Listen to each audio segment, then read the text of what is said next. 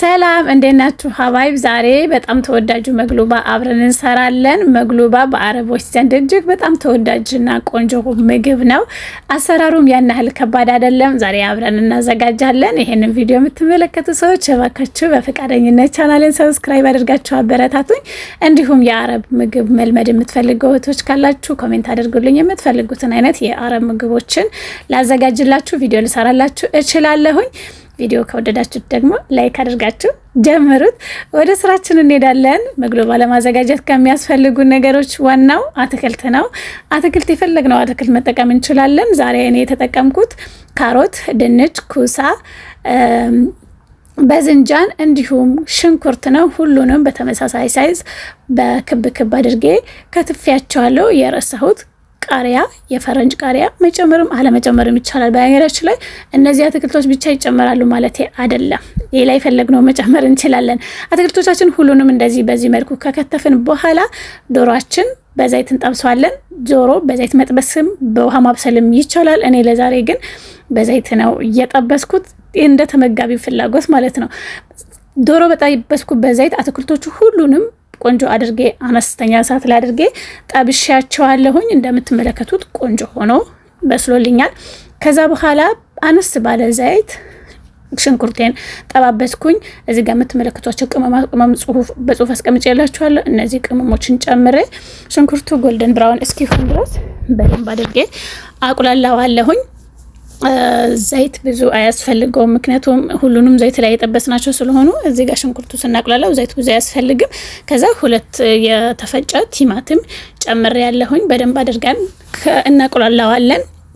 መቁላላት ነው እንጂ መብሰል አይጠበቅበትም። አብረን ስለምናበስለው ቲማቲሙ በደንብ ካቁላላ ነው ካዋህድ ነው በኋላ የዶሮ መረቅ፣ ሌላ ጊዜ ዶሮ የሰራሁበት የተቀቀልኩበትን መረቅ ጨምራለሁኝ።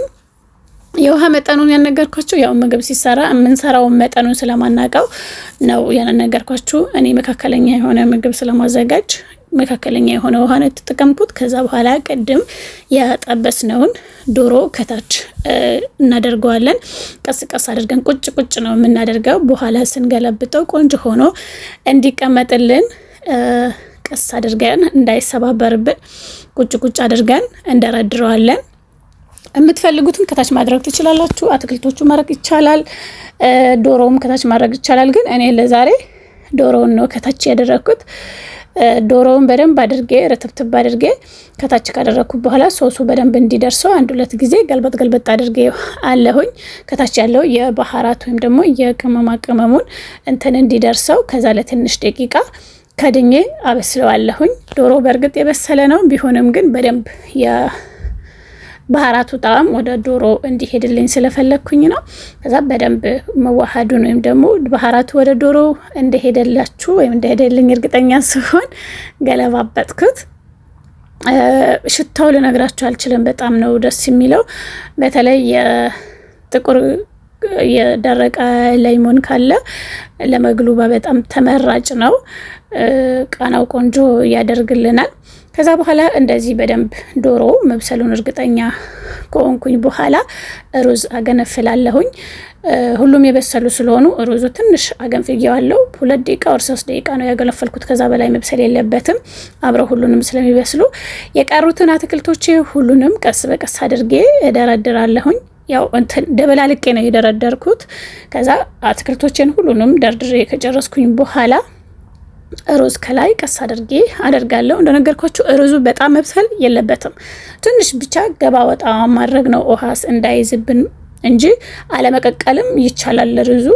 እኔ ግን ጊዜ እንዳይፈጅብኝ እንዲሁም ደግሞ ሌሎች የበሰሉ ስለሆኑ እንዳይፈረፈርብኝ በማለት ነው ያበሰልኩት። ከዛ ክድን አድርጌ በደንብ አድርጌ ለትንሽ ደቂቃ አቆየዋለሁ እሳት ላይ በደንብ ሽፍን አድርጌ ማለት ነው። ከ30 ደቂቃ በኋላ በስሎልኛል ሩዜ። የሚገርም ሆነዋል እና በዚህ መልኩ ገለበጥኩት። በጣም ያም የሆነ ምግብ ነው፣ ልነግራችሁ አልችልም። ሽታው ጣዕሙም ገራሚ እንደሆነ ተስፋ አደርጋለሁ። አልቀመስኩትም እና ይሄንን የመሰለ መግሉባ ሰርታችሁ መክሩት። ካደርጉት። በቀጣይ ሌላ ቪዲዮ እስከምንገናኝ ድረስ ሰላም ቆዩ።